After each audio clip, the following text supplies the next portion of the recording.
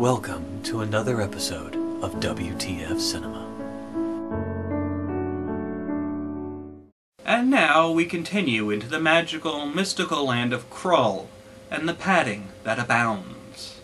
That night, they randomly encounter a magician who lands in a pond in front of them. Help! I'm drowning! Dude, if you can stand up long enough to announce that you are drowning, you are not. The magician, eager to show off to these plebeians and show that he is in fact great and powerful, turns himself into a goose.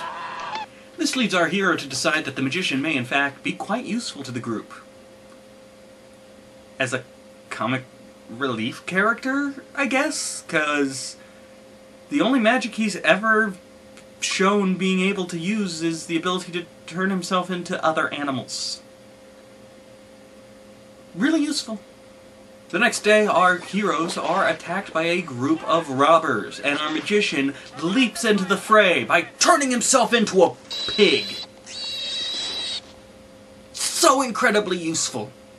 I'm sorry I doubted the hero for choosing to take him along. Much as you'd expect, our hero manages to talk the bandits' leader and the bandits that follow him into joining him as an army to defeat the Beast. There's a stirring speech about freedom and your children and blah blah blah blah blah. And I'd like to point out that I actually like the leader of the bandits. He might be the best actor in this film. Freedom! Well, we have it. And fame. It's an empty purse. Count it. Go broke. Eat it. Go hungry. Seek it and go mad. Now, at this point, we find out that there is a Cyclops who's been secretly trailing our group. But he doesn't mean harm. He means good. He's a good Cyclops. And luckily, Obi-wan happens to know the entire history of the race of Cyclopses, starting with the fact that they come from another planet. That's right. Obi-Wan has encyclopedic knowledge of extraterrestrial history. That's cool! Also, I'd like to point out that the Cyclops' weapon of choice is a throwing spear. Apparently he never misses and it's always lethal, just...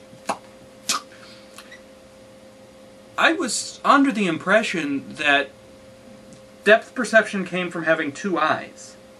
It's the stereo vision. It's the fact that I'm seeing here and here. It helps me to judge distance because they combine. Cyclopses don't have stereo vision. Cyclopses have, monovision. They have the one eye. So they wouldn't have depth perception. I'm not saying it would be impossible for them to throw a spear without depth perception, but to be universally lethal spear throwers? You'd think you'd need depth perception for that kind of legacy. So our heroes visit the seer, who can't overcome the Beast's magic, and needs to be taken to another location known as the Emerald Temple so that he can overcome it. The Emerald Temple, of course, being located in a dark and deadly swamp quite some distance away. Padding, padding, let's keep making the journey longer. Padding, padding, we've got plenty of film. Don't worry, I don't intend to sing again. At this point, it's probably best to point out that all of the characters in the movie insist on referring to Space Mountain as the Black Fortress, despite the fact that it's clearly brown. Not even a dark brown. It's a light brown, because it's a mountain. But it's called the Black Fortress, so I can only assume that it's called this because of the standard association of black means bad and white means good. But I would like to take this moment to point out that that is not always the case in every culture. In ancient Egyptian cultures, and in some versions of Japanese culture, black, which can be associated with very fertile soil, or ashes used to help crops grow, can be associated with life. Black soil, life, whereas white, which is the color of, bones, and plague and infection, can be the symbol of death. So, this doesn't actually impact our movie at all. I'm just full of really useless trivia, and it makes me feel good about myself when I have an excuse to share some of it. Thanks for being a part of what I guess is my own kind of personal therapy. Now, on the way to the Emerald Temple, our heroes are attacked by a group of baddies. And we watch as laser gun wielding bad guys are defeated by people using medieval weaponry.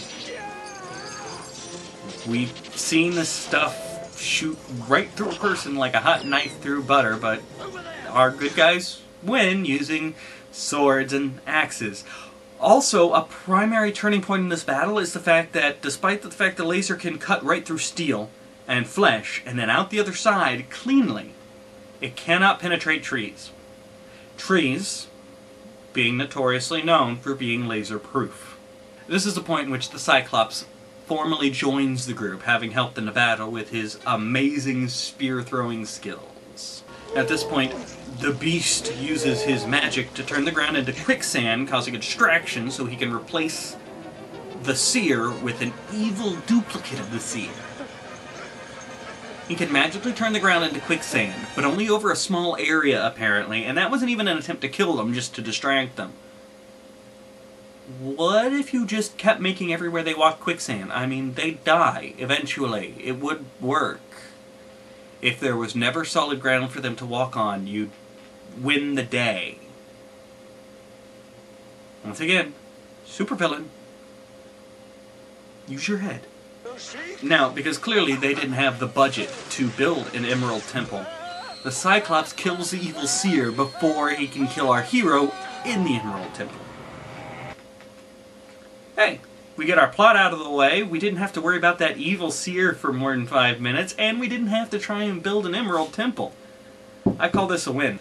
So, having lost their Seer, they are forced to come up with another way to determine the location of Space Mountain.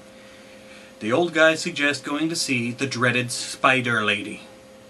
Thus, our quest for padding continues. It's worth noting that the reason that Obi-Wan is willing to go talk to the dreaded Spider Lady is because he apparently has a romantic history with her, and thus is the only person she might talk to without first killing.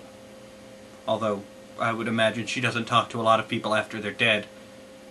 Or, you know, she could. Probably gets lonely being a spider lady surrounded by spiders and dead bodies. But first, some more images of this princess trapped in this surreal student film Space Mountain. Why does the Beast's stronghold look like this? Because it's cool. So Obi-Wan is traveling through the Spider Lady's lair. Spider Lady's lair. Also fun to say. Spider Lady's lair. When he encounters a large spider. He looks shocked, doesn't he? Why? Giant webs everywhere. She's the Spider Lady. And there's a spider.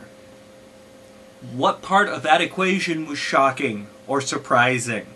I mean, if you'd been attacked by a gigantic swarm of dragonflies, or like a dung beetle insulted your mother, that would be surprising. But encountering a giant spider in the Spider Lady's lair, when you're surrounded by spider webs, not shocking. Not. The Spider Lady tells Obi-Wan where Space Mountain is going to materialize. But the price of that knowledge is oh so high. For some reason that's never fully explained to us or made clear in any way, sharing this knowledge and letting Obi-Wan get out of her lair alive means that the Spider Lady must die, and Obi-Wan must die shortly after conveying the information to our heroes. You know, dramatic death scenes work better if we know why they're dying. Just a heads up. I'm afraid that's where I'm going to have to stop for now, but feel free to come on back next week and we can finish up. Thank you for watching WTF Cinema. Until next time, what the f***, man?